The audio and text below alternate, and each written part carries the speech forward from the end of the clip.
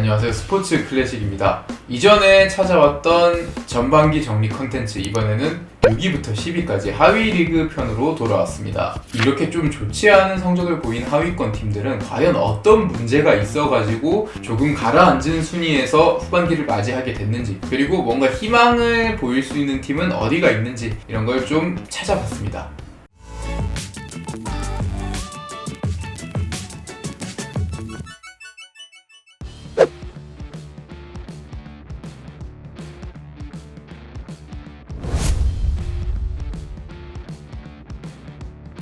롯데 입장에서는 최근 몇 년 동안 가장 성적이 좋은 최고의 4월을 보냈다고 할 수 있습니다. 전준우, 정훈, 한동희 이렇게 주축 선수들이 갑작스럽게 부상으로 빠지면서 5월 성적이 급락했는데요. 이렇게 5월에 떨어졌던 성적을 아직까지 회복을 하지 못하는 모습입니다. 이 주축 선수들이 돌아온 이후에는 타선이 이 정도로 약하지 않기 때문에 뭔가 부상 선수들의 공백이 아쉽게 느껴질 수밖에 없는데요. 또 시즌 내내 불안한 모습을 보여주고 있는 스파크맨과 미덥지 못한 모습을 보이고 있는 피터스, 이 두 외국인 선수에 대한 교체가 요원한 것 역시 롯데의 불안 요소라고 할 수 있겠습니다. 그나마 위안거리를 조금 찾는다면 이렇게 부상 선수가 많이 생겼던 5월 달에 중용되면서 시즌 시작에 비해서 자신의 입지를 확실하게 굳히고 있는 황성빈 선수라든지 이호연 선수, 이런 선수들의 등장이 위안거리가 아닐까, 이렇게 생각이 듭니다.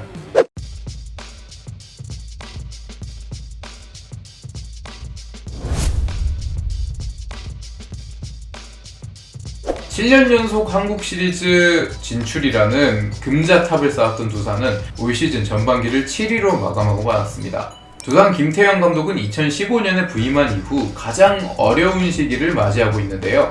이렇게 두산이 어려운 모습을 보이고 있는 원인, 그러니까 엑스맨을 찾자면 아리엘 미란다가 아닌가, 이렇게 생각이 듭니다. 지난해 MVP를 차지하면서 최고의 활약을 보였고 두산은 그에 걸맞는 대우를 했죠. 190만 달러의 계약을 안기면서 미란다를 잔류시켰는데 이 금액이 무색할 정도로 최악의 활약을 보이고 있습니다. 미란다는 올라올 때마다 스트라이크 하나를 보장할 수 없을 만큼 구위와 제구 모두 낙제점의 모습을 보이고 있는데, 미란다가 조금만 좋은 모습, 지난해 정도가 아니더라도 평범한 모습만 보였어도 두산의 순위가 여기일까 하는 생각이 듭니다.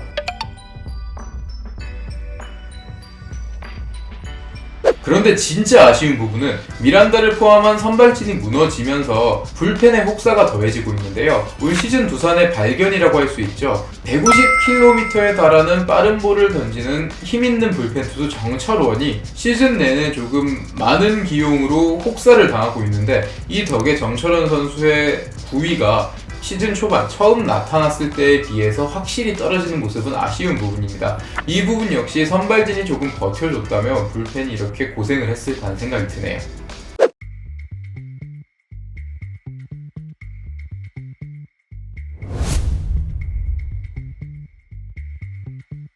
지난해 정규리그 2위를 차지한 팀의 충격적인 추락이라고 할 수 있겠습니다. 전반기 막판 11연패를 당하며 삼성은 신기록을 세웠습니다. 그리고 여름 부진을 전혀 회복하기 힘든 모양새를 보이고 있는데, 강민호와 백정영, 구자욱까지 거액계약 3인방의 부진, 그리고 마구잡이 기용으로 인한 불펜의 전체적인 부진까지, 이 부분이 과연 나아질까 싶을 정도로 안 좋은 모습을 보이고 있습니다. 그래도 삼성 입장에서 위안거리를 찾자면 신인왕 후보로 떠오른 김현준 선수나 박혜민 선수의 보상 선수로 LG로부터 데려온 타격이 되는 1차 지명 출신의 포수 김재성 선수를 꼽을 수 있겠습니다. 이렇게 젊은 선수들 위주로 좀 중용을 하거나 센터라인을 채울 수 있는 선수를 새롭게 발굴한다면 후반기 삼성은 결코 무시할 수 없는 팀이 되지 않을까, 이런 생각이 듭니다.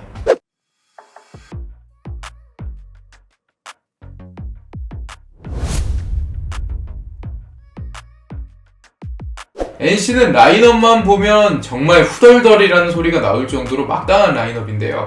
나성범이 빠졌지만 손아섭 선수와 박건우를 영입을 하면서 시즌 베스트 라인업을 봤을 때는 거의 국가대표 라인업이 아닐까 할 정도로 화려한 면면을 보이고 있습니다. 그런데 문제는 이렇게 화려한 라인업이 1군에 제대로 가동된 적이 몇 번 없다는 점입니다. NC 팬분들은 이게 전설의 1군 뭐 이런 식으로 이야기를 하면서 뭔가 자조적인 이야기도 하시는데요. 제가 생각하는 문제는 역시 시즌 초반에 징계로 빠진 4인방에게 책임이 있다고 보입니다. 시즌 초반에 NC는 전혀 승수를 쌓지 못했죠. 사실 라인업만 보면 당연합니다. 몇몇 선수만 빼면 거의 2군 라인업으로 경기를 했는데요. 당연히 이 당시에 승수를 쌓지 못해 승률이 내려갔었고 이 당시의 승패 마진을 이후에도 회복을 못하면서 지금 낮은 순위에 머무르고 말았습니다. 더군다나 이렇게 징계를 받았던 4인방은 돌아온 이후에도 팀에 큰 도움이 되지 못하고 있습니다. 예년만 못한 성적을 보이고 있는데요.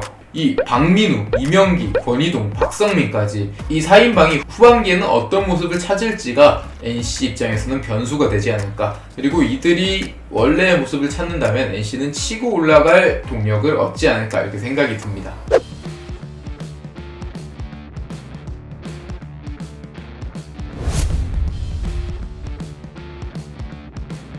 이 팀은 사실 뎁스가 약한 것도 있지만 프론트의 문제가 진짜 큽니다. 외국인 선발 투수 2명 없이 시즌을 내내 치르다가 이제 전반기 막판에 페냐와 라미레즈가 합류를 했는데요. 이거는 한번 물어보고 싶습니다. 지금 1위에서 5위까지 상위권을 형성하는 팀도 외국인 선발 투수 2명을 빼고 경기를 치르라고 하면 얼마나 좋은 성적을 올릴지 한번 물어보고 싶습니다. 한화가 10위까지 떨어진 건 어찌 보면 당연한 결과라고 할 수 있는데 이 외국인 선발 투수 2명을 확실하게 데려오지 못한 부분이 가장 뼈아픈 실책이라고 할 수 있겠습니다. 또 아쉬운 점은 이제 라미레즈하고 페냐가 돌아오면서 뭔가 정상적으로 가동이 될 만했는데 타선의 중심인 노시환 선수가 빠졌다는 점인데요. 이제 지금 하나가 연패를 하는 상황을 보면 매 경기 큰 점수차로 지면서 그렇게 희망이 없는 모습이 아닙니다. 오히려 한 점 차, 2점 차 이렇게 아슬아슬한 승부를 이겨내지 못하고 패배를 쌓고 있는데 이 부분 역시 노시환 선수가 팀에 머무르고 있었다면 베스트 라인업이 가동이 됐다면 지금보다는 승률이 더 좋지 않았을까 이런 생각이 들고 역시 부상으로 인한 운도 좀 따르지 않았다 이런 생각이 드네요.